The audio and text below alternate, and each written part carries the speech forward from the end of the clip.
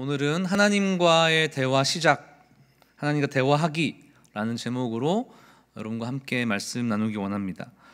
여러분 혹시 기억나세요? 이 본문을 언제 한번 한 것 같은데 기억나요? 제가 처음 12월 첫째 주 부임할 때 아이처럼이란 제목으로 설교했었죠. 기억나는 사람 있습니까? 네. 다행이네요. 예리한데요. 네. 여러분 그때 제가 얘기했던 핵심은 우리가 아이처럼 순수함을 가지고 주님 앞에 나아가자 이런 사무엘과 같은 연약함이 있지만 주님이 우리 찾으신다 이런 내용이었어요. 근데 오늘은 제가 여러분과 나누기 원하는 핵심적인 내용은 하나님과의 영적인 대화가 우리 가운데 있느냐, 그리고 그것이 우리 가운데 계속적으로 지속되면서 주님과의 동행함이 우리의 삶에 있느냐, 그렇지 않다면 어떻게 하면 하나님과의 영적인 대화가 우리 가운데 시작될 것이냐에 대한 내용들을 함께 나누고 싶습니다. 핵심적인 부분은 우리가 지금 하나님과 대화하고 사귀고 이야기하고 교제하고 동행하느냐인 것이죠. 여러분 이상한 것이 무엇인가 하면 우리가 예수님을 믿고 하나님의 자녀가 되고 하나님을 신뢰하고 구원받은 자라는 것을 알고 있는데 우리의 삶 가운데 하나님과 교제하고 특별히 대화하고 그분과 사귀는 일들은 우리의 삶에 별로 드러나지 않아요. 우리가 이제 지금 제자반 제자훈련 들어온 멤버들이 같이 이제 지금 2주 돼서 삶을 나누면서 얘기할 때 그 청년들이 왜 제자훈련에 왔는지에 대한 이유를 얘기할 때 대부분의 이야기가 하나님과 교제하고 싶기 때문에, 하나님이 어떤 분인지를 알고 싶어서, 하나님과 동행하고 싶어서가 대부분의 이야기였습니다. 지금 가장 어려도 20살이거든요.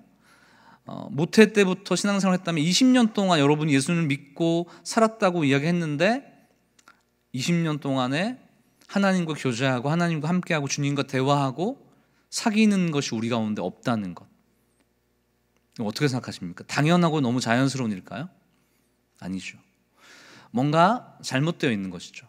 그렇죠? 우리가 예수님을 통하여서 우리가 구원받은 자이고 하나님의 자녀라면 아버지와 대화하는 것은 너무 당연한 것입니다. 우리 하나님이신 나의 구원자이신 그분과 지속적으로 이야기를 나누고 영적인 교제를 나누는 것은 너무 자연스러워야 됨에도 불구하고 우리 가운데 그게 없는 것이죠. 그래서 특별한 훈련을 받아야 되고 뭔가 더 트레이닝을 해야 되고 뭔가 다른 어떤 스페셜한 프로그램이 있어야지 우리가 그렇게 될 것처럼 생각하는 지금의 현실이 우리의 진정한 현실이라는 거죠.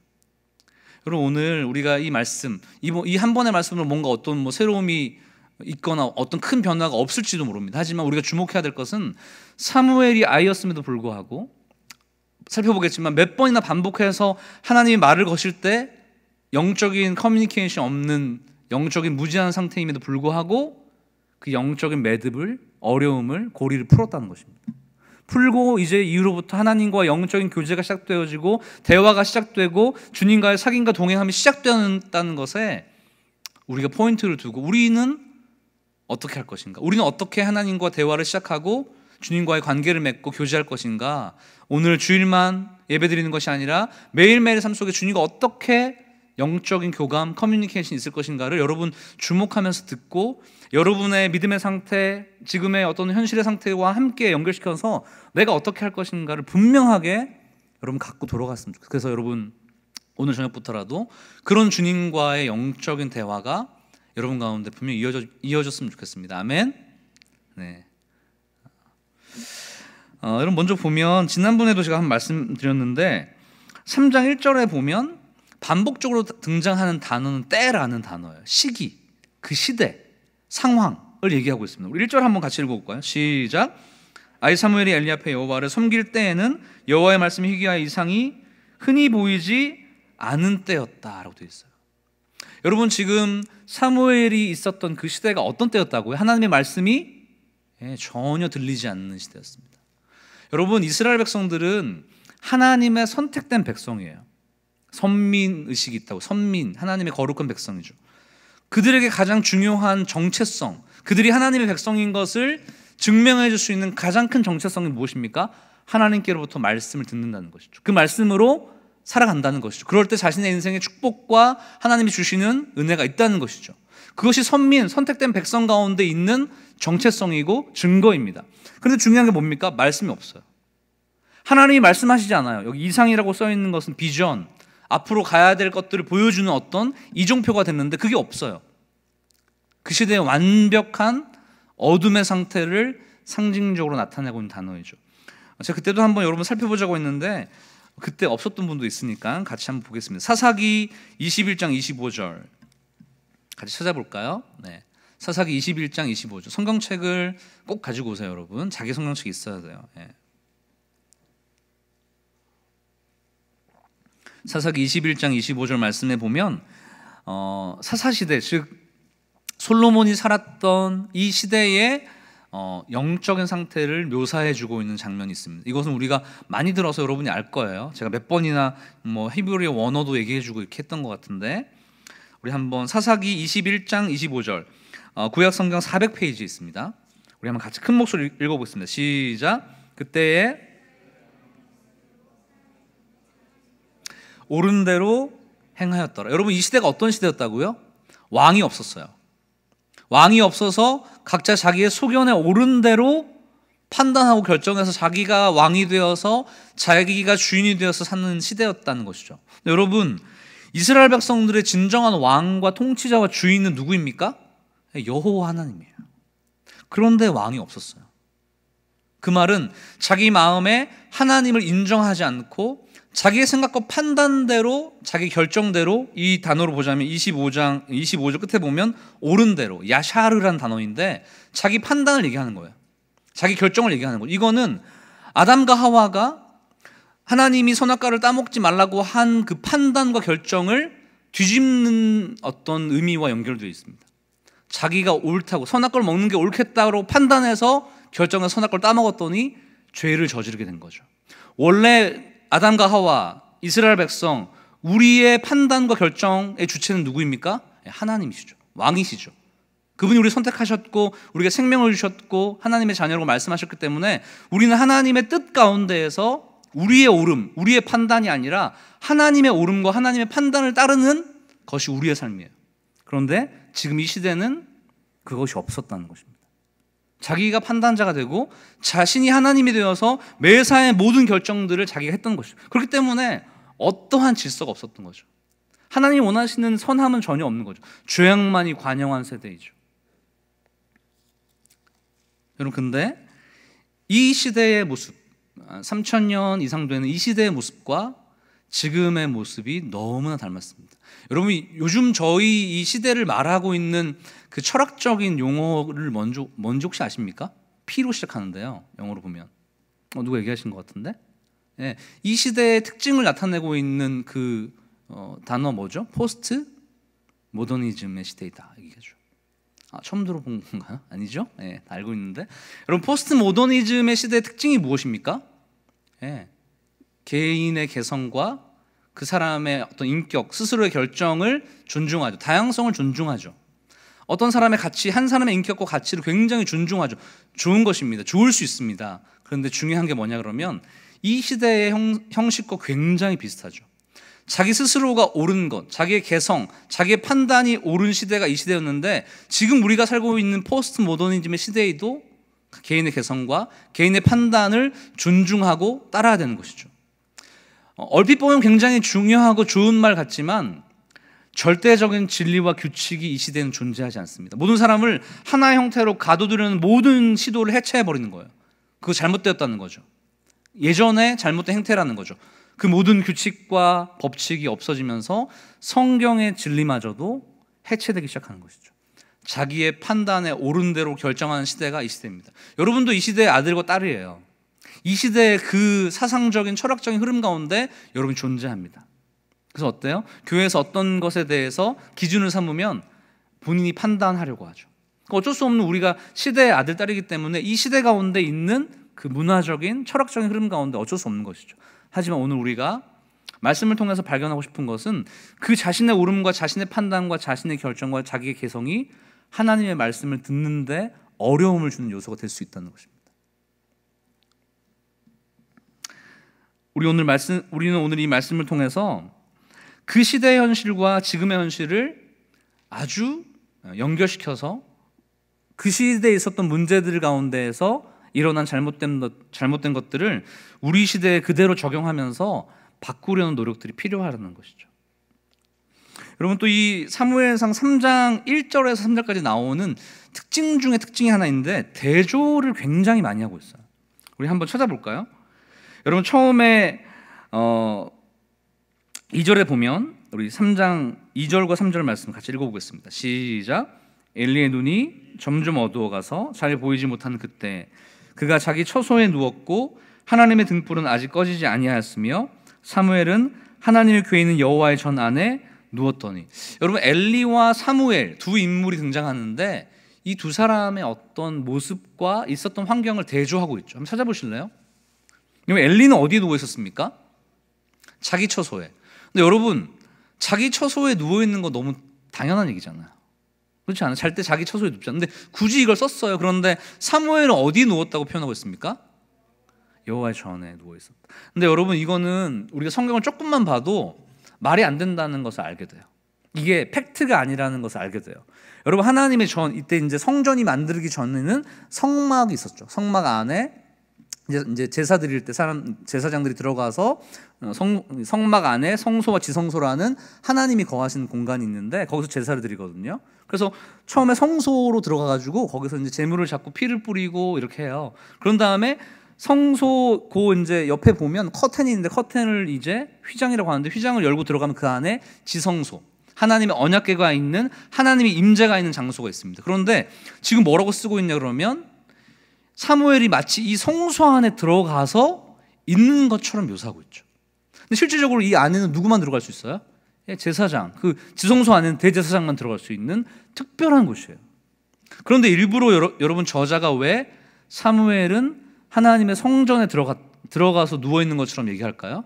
그것은 엘리와 사무엘을 대조하면서 사무엘이 가지고 있는 특징, 사무엘이 가지고 있는 그 모습을 우리에게 본받기를 원하는 저자의 마음이 숨겨 있다는 것이죠. 그래서 우리는 엘리의 모습에 대해서는 부정적으로 여길 수밖에 없는 저자의 특징을 가지고 있고, 글의 특징을 가지고 있고, 사무엘은 아주 좋은 점, 어떻게 보면 따라야 될 점에 대해서 얘기하면서 우리가 그 길로 자꾸 따라가기를 원하는 저자의 의도를 가지고 있다고 여러분 생각하면 좋을 것 같아요.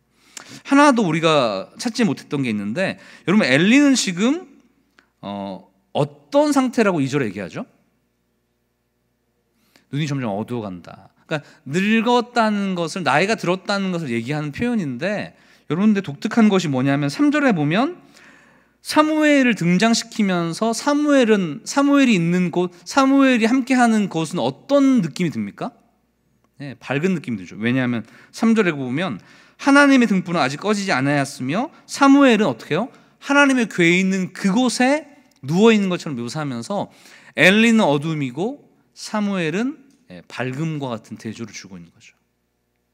여러분, 이것은 그냥 우리에게 어떻게 보면 지나칠 수 있는 문구일 수 있어요. 하지만 이러한 대조를 통해서 결국 우리 가운데 어떤 길로, 어떤 사람의 모습으로 따라갈 것인가에 대한 결정을 우리 가운데 요구하는 것입니다. 여러분, 오늘 우리가 말씀을 이제 집중해서 보면서 따라갈 때 하나님이 우리 가운데 주시는 그 마음들, 어떤 길로 가기 원하는 마음들에 대해서 사무엘에 집중하면서 사무엘이 어떠한 방식으로 주님과 대화했는가를 살펴보면서 그 길을 따를 수 있는 여러분과 제가 되기를 축복합니다. 아멘. 좀 덥나요, 우리 지금? 좀 히터를 꺼줄 수 있으면 좀 꺼주면 너무 좋을 것 같아요. 약간 더워서 몇 분이 지금 그쵸, 어느 세계로, 다른 세계로 지금 가고 있는 것 같은데, 여러분 옆에 있는 친구들이 좀 그렇죠, 돌아올 수 있도록 해주시면 좋겠어요. 여러분, 오늘 말씀에 보면 하나님께서 사무엘에게 찾아오십니다. 이 장면이 되게 중요하죠. 왜냐하면 여러분, 이 시대는 무엇이 없었던 시대이죠? 하나님의 말씀, 음성, 이적, 기적이 없었던 시대인데 그 침묵, 그 어두움을 누가 깨십니까? 하나님이 깨신다는 거예요. 하나님이 직접 깨셔서 그 당시에 엘리 제사장, 즉 이스라엘의 영적인 지도자였던 엘리 제사장에게 말을 거시는 게 아니라 누구에게 말을 거는 거죠? 어린아이였던, 하나님과 영적인 교감이 전혀 없었던 사무엘에게 일부러 말을 거시는 거예요. 여러분, 이것 앞에 저는 여러분과 제가 하나님과 영적으로 충분히 대화하고 사귈 수 있는 그런 사람이라고 생각되어집니다.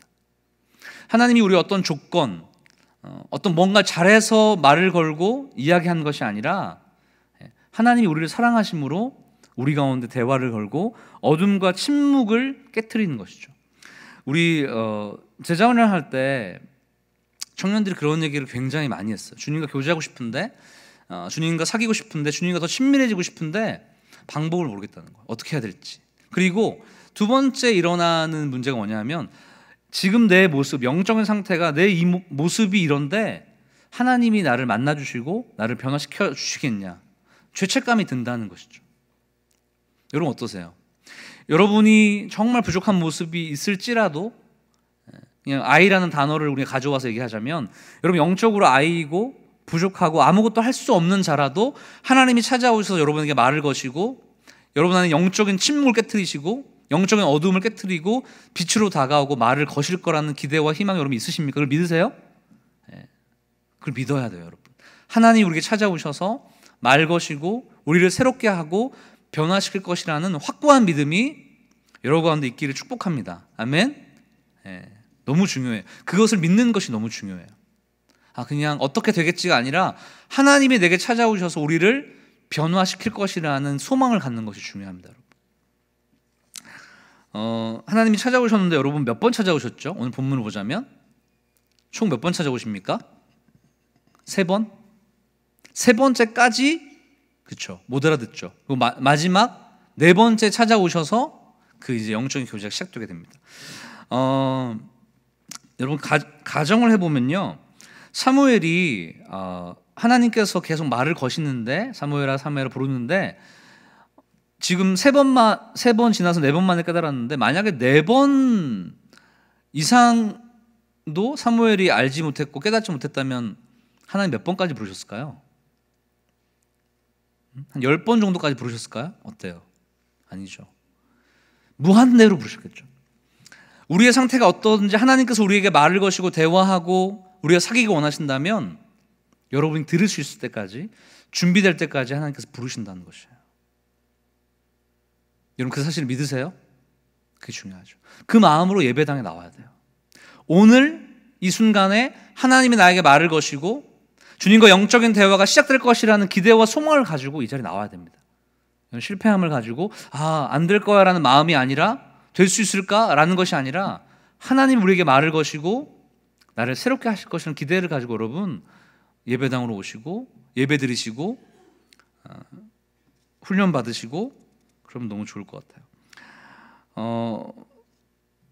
사무엘이 하나님과 영적인 대화가 시작되게 된 결정적인 이유가 이제 등장하게 됩니다. 우리 한번 말씀 찾아서 읽어보겠습니다. 우리 9절 말씀 한번 읽어볼까요? 9절, 우리 3장 9절 말씀 읽어보겠습니다. 시작. 엘리가 사무엘에게 이르러 가서 누웠다가 그가 너를 부르시거든 네가 말하기를 여호와의 말씀하옵소서 주의 종이 듣겠나이다 하라니, 이에 사무엘이 가서 자기 처소에 누우니라. 이렇게 한 다음에 10절 11절에 보니까 사무엘이 똑같이 엘리 제사장이 가르쳐준 대로 했어요. 주님, 주의 종이 여기 있습니다, 내게 말씀하옵소서. 그랬더니 신기하게 하나님과의 영적인 대화가 시작되게 된 거예요. 여러분 이 문장 안에 어떠한 내용이 담겨 있을까요? 하나님이 어떻게 해서 이 사무엘이 하나님과 대화하게 되었을까요? 이 한 문장이 뭐가 그렇게 중요한 것일까요? 그 전에 이 문장을 얘기하지 않았다고 해서 왜 하나님과 대화가 시작되지 않는 것일까요? 마치 이게 어떤 알리바바의 어떤 문을 여는 그런 수수께끼 같은 것입니까? 어떤 암호문 같은 것입니까, 여러분? 여러분 이 단어 안에 주여, 주의 종이 여기 있습니다, 내게 말씀하옵소서, 듣겠습니다. 여러분 이 문장이 왜 중요한 것일까요? 이 문장 안에 담겨 있는 굉장히 중요한 메시지가 있습니다. 여러분 지금 사무엘이 하나님 앞에서 듣겠다는 것은 어떤 태도일까요? 첫 번째 가장 중요한 것은 하나님이 말씀하실 때까지 기다리겠다는 것을 얘기해 주는 것이에요.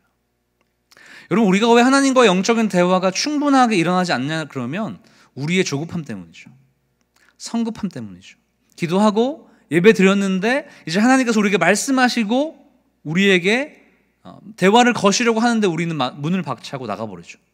우리 말만 따다닥 다 한 다음에 그냥 나가버리죠. 그냥 끝내버리죠. 하나님 붙잡아가지고 얘기하려고 하는데 본체 만체도 하지 않고 떠나가 버리는 것이 우리의 모습이죠. 여러분, 우리가 기도하고 하나님과 영적인 대화를 원한다 그러면 언제까지 기도해야 됩니까? 언제까지 예배해야 됩니까? 언제까지 기다려야 됩니까? 주님께서 말씀하실 때까지죠. 여러분, 만약에 사무엘이 엘리가 가르쳐준 대로 이렇게 하면서 기다려봐라 했을 때 계속 시간이 가도 1시간, 2시간 시간이 가도 주님의 음성이 들리지 않았다면 여러분, 사무엘은 언제까지 기다렸을까요? 저는 하나님께서 사무엘을 무한대로 만약에 듣지 못했다면 무한대로 부르셨을 것처럼 사무엘도 무한대로 기다렸을 거라고 생각해요. 그게 사무엘과 우리의 차이점인 것이죠. 우리는 하나님의 음성을 듣기 원하고 주님과 교제하고 대화하고 사귀기 원한다고 얘기하지만 실질적으로는 우리가 원하는 것만 던져놓고 나가버리는 거죠. 기다리지 않는 것이죠. 주님이 말씀하시는 것을 경청하고 듣고 그 말에 따라서 우리의 삶을 결정하고 따라가야 되는데 우리는 그냥 우리가 원하는 거 얘기해주고 알아서 해주세요. 그런 다음에 자신의 생각에 옳은 대로 결정해서 모든 것들을 판단하고 따라간다는 것, 우리 결정대로 행동한다는 것입니다. 그것이 사무엘과 우리의 큰 차이가 되는 것이죠.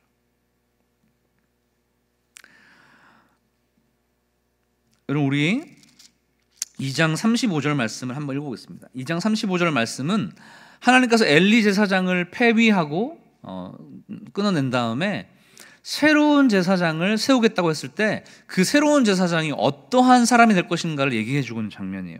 우리 사무엘상 2장 35절 말씀 우리 한번 큰 목소리로 읽어보겠습니다. 시작.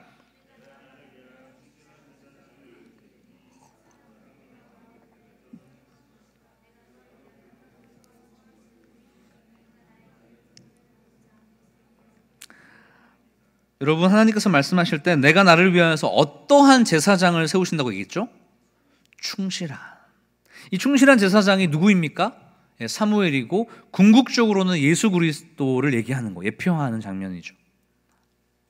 여러분, 충실한이라는 단어를 알게 되면 왜 사무엘이 하나님과의 대화가 시작되는지를 정확하게 알게 됩니다. 여러분, 충실한이라고 나온 단어는 아만이라는 히브리어에서 파생되어 나온 단어예요. 여러분, 아만과 비슷한 여러분이 알고 있는 히브리어 뭐 있어요? 아멘 있죠. 아멘. 아멘은 무슨 뜻입니까? 예라는 뜻이죠. 아만이라는 이 충실하다라는 아만이라는 단어는 본래적으로 어떤 뜻을 가지고 있냐면 견고하다라는 뜻을 가지고 있어요. 견고하다, 단단하다, 늘 그 자리에 있다. 그래서 이 단어가 구약 성경에 쓰일 때에 어떨 때 쓰이냐 그러면 충성을 맹세할 때 이 단어 아만이라는 단어가 쓰여 있습니다. 충성을 맹세하는. 여러분, 사무엘이 하나님이 부르실 때까지 아만 그 자리에서 견고하게 기다린 것이에요. 그렇기 때문에 사무엘은 하나님의 음성을 들었을 것입니다. 여기서 보면 얼만큼 기다렸는지 몇 시간 기다렸는지 정확하게 나오지 않죠. 계산적으로 숫자적으로. 하지만 사무엘은 주님께서 우리에게 말씀하실 때까지 그 자리에 서서 하나님의 음성을 기다렸다는 것입니다. 이게 충실함이에요. 이게 아만이에요. 우리 가운데 너무나 조급하고 너무나 성급하고 빨리 내 마음대로 뭔가를 해결하려고 하는 우리의 욕심과 우리의 마음과 우리의 뜻과 계획들이 하나님의 음성을 듣는데 가장 큰 장애물이고 방해물이라는 것을 여러분 깨달았으면 좋겠어요. 여러분, 한번 여쭤보죠. 제가 건방지게 여쭤보죠. 여러분, 요 근래 얼마나 기도하셨습니까? 시간적으로 말해보죠. 어느 만큼 길게 기도해 보셨어요?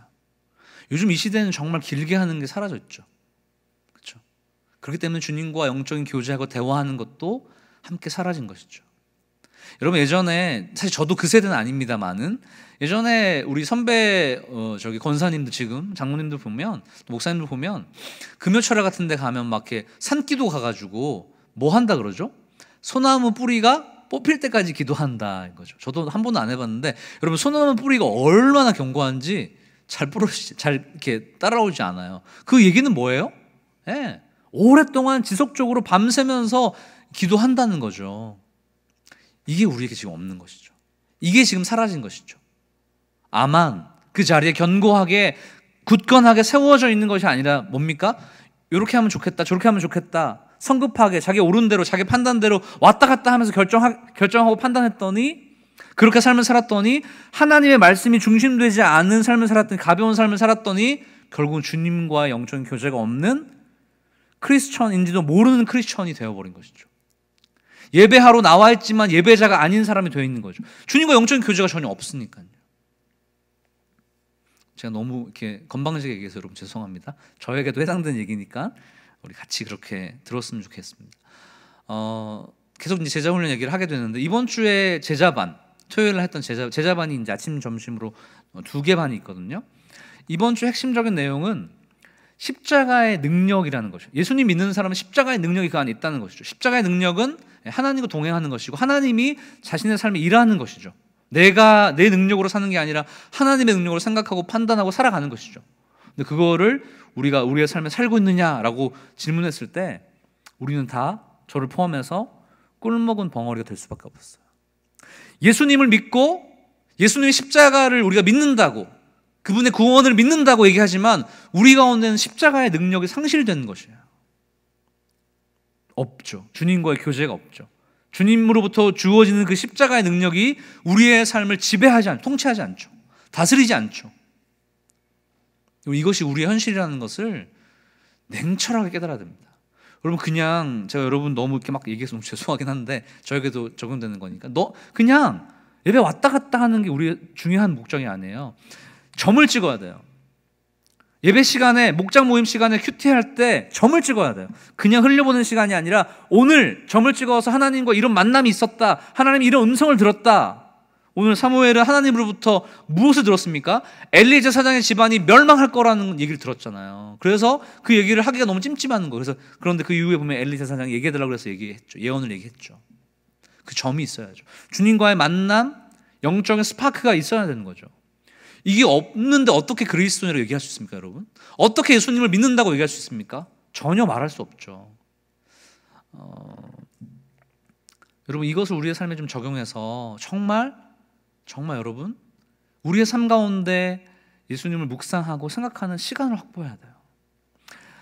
청년들과 얘기해 보면 전도사님 그럴 시간이 없어요. 너무 바쁘고, 이제 우리 그 공장 이렇게 3교대로 돌아가는 분들은 전도사님 자고 밥 먹고 쉴 시간도 너무 없습니다. 이렇게 얘기해요. 저도 사실 이제 직장 생활도 조금 해보고 해서 조금은 알지만, 여러분 피곤하고 힘든 거 조금 알고 있어요. 그런데 그럼에도 불구하고 우리의 시간을 쪼개서라도 하나님과 교제하고 그 주님으로부터 나오는 영적인 힘으로, 십자가의 능력으로 살아야지만이 우리의 삶이 정말 그리스도인의 삶이 될 수 있는 것입니다.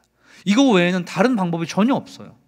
다른 방법이 있으면 저도 그 방법을, 좀 더 쉬운 방법을 취하면 좋겠는데, 이것 외에 하나님과 교제하면서 나오는 그 능력, 주님과 대화하면서 얻어지는 그 선택, 판단을 가지고 살 때에만이 우리는 그리스도인다운 삶을 살 수 있는 것입니다. 그렇지 않고서는 다 아닌 것이에요. 로마서 8장에서 이런 얘기하죠. 너희가 생명의 성령의 법에 거하든지 아니면 죄와 사망의 법에 거하든지 교집합은 없습니다. 우리가 지금 십자가의 능력, 하나님과 영적인 교제 없이 산다면 우리가 어디 살고 있습니까? 미안하지만 죄와 사망의 법에 통치와 지배를 받는 우리의 마음대로, 이 시대 형식처럼, 지금 포스트 모더니즘 시대의 결정처럼 자기 마음대로 죄를 지으면서 살아가고 있는 것이죠. 여러분, 우리는 주님 앞에 서서 오늘 사무엘이 말한 것처럼 주여 말씀하시옵소서, 주의 종이 듣겠습니다, 주님께서 말씀하실 때까지, 그리고 주님께서 말씀하신 그 모든 것을 따르겠습니다, 전적인 신뢰와 전적인 순종을 가지고 기다릴 때에 우리 가운데 변화가 시작되는 것입니다. 우리 귀한 청년들 가운데 그런 주님과의 영적인 대화가, 그 마음, 기다리고 전적으로 신뢰하고 주님께서 말씀하신 방식대로 살겠다라는 그 기다림, 완벽한 순종, 그것 앞에 우리의 삶이 새로워지는 역사가 일었으면 좋겠습니다. 여러분, 그런 삶이 되기를 주님의 이름으로 축복합니다. 아멘. 우리 잠깐 같이 기도하죠.